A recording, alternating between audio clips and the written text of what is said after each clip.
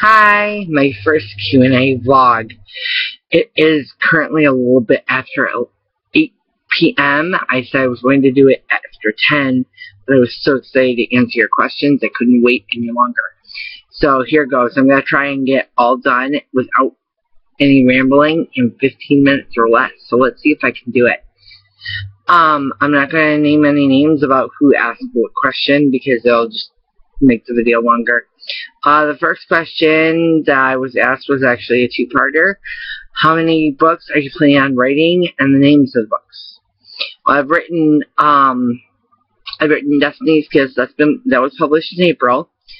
Love Save Me is my second book, and that's in the last stage before publishing. And then I have 8 more books after that, which include the Path of Destiny series, which is also with Destiny's Kiss. The Path of Destiny series is Pursuing Destiny, Destiny's Kiss, Destiny's Treasure. Then I have the Desires of Time trilogy, which are not related at all, and they are Conceived in Dreams, Celestial Hope, and The Voice in the Dark, which is the book I'm actually working on right now.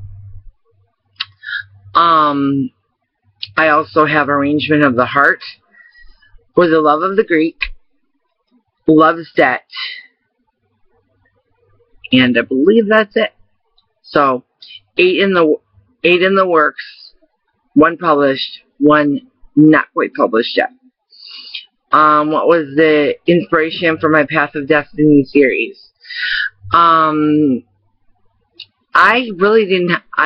started doing Destiny's Kiss, which was originally supposed to be a standalone novel, and I only started writing that because I got stuck when I was writing Love Save Me, and I needed to kind of change things up, get my mind off of the book for a while. Maybe that would clear things up, and I ended up writing a whole book in a matter of like 2 months. And then I went back and finished Love Save Me. But originally, Destiny's Kiss was not supposed to be a part of a trilogy. But with the suggestions and encouragement of my husband's cousin, my cousin-in-law, Celeste, who is actually contributing creatively to the series, I decided to delve into detail about what happened before Destiny's Kiss, which is Pursuing Destiny, and what happens after the end of Destiny's Kiss, which is Destiny's Treasure.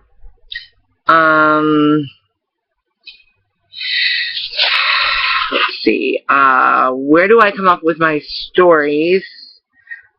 Dream or just random. They actually come from different things. They come from dreams that I've had. They come from just random thoughts, situations, certain, I tend to do a lot of monologuing in my head. I've always been a very weird person, and I tend to talk to myself a lot and carry on conversations with myself. So I do a lot of my monologuing, and it just kind of turns out to be a book. Also, I have gone to the park a couple times and seen couples or, certain people in the park, and I've always wondered, what is their story? If I could think of a story as to how they met, their history together, what would happen after today? That's usually how I kind of work through my method planning as far as where my books actually come from, the ideas. How do I decide on the names of the characters? It all depends on pretty much the time frame of the book, the feeling I want for the book. I do a lot of Google searching, looking for pictures to kind of go along with the idea of the characters in my mind, and then I go for somebody, that matches the picture of the character in my mind, and then I kind of feel out names. Does she look like a Jessica? Does she look like an Amber, a Samantha, Allison? you know. I kind of do it that way. Sometimes I do let people actually have creative input, and a couple of my friends actually did, which goes into my next question. Do you base any character stories off of real people or events? Love Me, in Love Save Me, I have 3 characters that are based on real life people, and they are based on my brother slash good friend Jimmy, my best friend slash sister Tina, and Tina's younger sister, my younger sister from another Mr. Precious, my friend. There are 3 people that are very, very influential as far as like their attitudes, their personalities, their, you know, things that are said, the way they react to certain subjects. I actually use them as supporting characters in Love Save Me. And so yes, some of my characters are based on real people. Also, I do use real people's names of, you know, like people that I know. I went to school with a guy named Adam. Found out later in life his name was Addison, and I absolutely loved it. So I actually asked if it would be okay for me to use the name Addison, the name of Adam, as one of my characters. Which technically I shouldn't have really had to do, because there are other people in the world named Adam or Addison. But I felt it respectful for me to do so. That, and I just thought it would be really weird for me to use their name, and if ever they read it, they'd be like, oh, you used my name. Also, I do use people's names, their real names, or I base characters off of them. Why did you decide to self-publish as opposed to traditional publishing? And where do you do your self-publishing? I go through CreateSpace.com, which is owned, I think, by Amazon. And I also do my ebooks through Kindle, which is Amazon. I chose to self-publish because, in my opinion, no offense to traditional publishing, I'm not going to waste my time. I'm not going to waste my money to send my books all over the U.S., to send my books, you know, spend the money to print out and send my books to all these places just for them to not even look at my book. Because there is no guarantee that even if I were to send them a transcript, that they would look at it. My book is pretty much romance, whether it be Christian romance, fantasy romance. There are hundreds of thousands of romance novelists out there, and I think you're all absolutely marvelous. And if you went the traditional route, good for you. If you're famous for it, if people know your books, good for you. I'm happy for you. I really am. But my decision was to do something that was right for me. I don't ever plan on being rich. I don't ever plan on being famous. Honestly, if I never even made it onto the bestseller list as the bottom bestseller, number 100, I don't care. If I never make that far, I can die at old age or whenever I die knowing that I published a book and I'm happy with myself.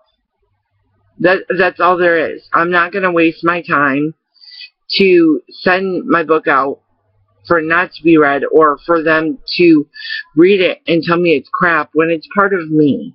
Like, you pretty much just tell me that I'm crap. That's fine. That's your opinion. But I work far too hard, far too long. I've spent far too many hours reading and working up the courage to even have my stuff put out there for me to be rejected. So, you know, and there are a lot more self-published authors out there than you may think. It's not taboo like it used to be. Most people do self-publishing. It's the way to do it. It's coming into the new age. So, you know, if you want to traditionally publish, go for it. If not, self-publishing is the way to go. And even after paper books go out of style, there'll still be ebooks, and that's why I go with Kindle too and do my books in Kindle. And my book will live on even after I'm gone, and I'll know I make an impact on the world. So, where do you see yourself as a writer in 5 or 10 years? I see myself exactly as I am. Happy, content, self-confident. I get great joy in hearing one person say that they love my book, or watching somebody read my book and laugh at a funny part, or, say that they liked the way I worded something. I see myself enjoying knowing that I did something that I set out to do.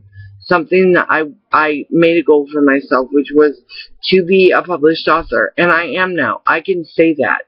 I am published. I have a book published. I am a published author. But that doesn't mean I'm going to stop there. I'm going to keep going. I will write as many books as my fingers will allow me to write. So that's where I see myself in 5 or 10 years. That's where I see myself until the day I can no longer even remember my own name. I will continue to write. I will continue to tell stories and make people laugh and make people cry and make people think. And I never try to make my stories unrealistic. I try and make them realistic. I try and make them believable. I try and make the characters believable. What are you most passionate about when writing? The conversations. I love the conversations. Especially the ones that when I'm writing them and they're supposed to be funny, that I have to stop writing because I'm laughing so hard that I can't continue. I love to convey my emotions through my words into the book, because I know if I'm feeling it when I'm writing it, my reader is going to feel it. And that's what's important, is human emotion. Being a human being, sharing something with another person. That's my passion. Conversations, feelings, sights, sounds, it doesn't matter. It's a story. It doesn't have to be real. It doesn't have to be believable. It just has to be good. And in my opinion, my work is good. What makes you tick? My insanity. No, I'm not insane. I'm just really creative. I just love to write. What part of the book do you get to that makes it impossible to stop typing? The end. I stayed with Destiny's Kiss. I stayed up for a good 24 hours straight just to finish the book. If I get going on something, or it's really important and I have to convey a certain message with a certain tone, I will not get away from my computer. I will stay focused until I finish. That is just the way I am. If I change my mood anytime during that scene, it will ruin it. So that is when I usually focus. And I write until it's done. So, those are all the questions for my first Q&A, which I think are really good. And I'm sure there were a lot more of you out there that wanted to know more stuff. Please feel free to go on my Facebook page, which is www.facebook.com/bookmaniac479, or you can tweet me on Twitter, which is booklover479, or you can subscribe to my channel on YouTube. Just look for Jennifer Gorski. It's not that hard. I've also posted that stuff on my Facebook page. I'm getting close to my 15 minutes. I'm really excited. I'm thanking you so much for submitting these questions. And I may have another Q&A soon. If you have questions, or you could just submit them and I'll answer them directly. That's it for tonight. Have a really good night. Have a really good week. And I'll talk to you guys soon. Bye.